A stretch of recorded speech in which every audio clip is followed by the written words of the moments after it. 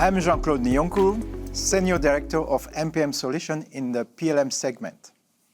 This presentation is about expanding the power of PLM's change management and configuration into manufacturing engineering. This allows us to holistically implement process planning for parts manufacturing. Every product launch must be flawless.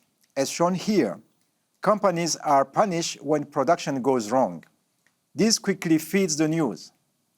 But there are many other production issues that do not make the news. However, they have a significant impact on the overall profit of the company.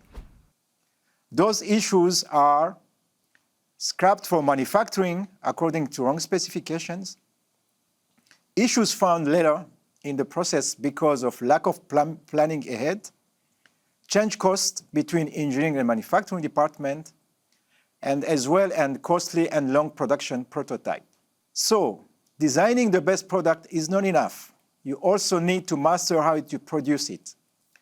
To overcome those challenges, PTC approach is to provide our customers with the ability to implement a digital transformation that will result in an end-to-end digital trade.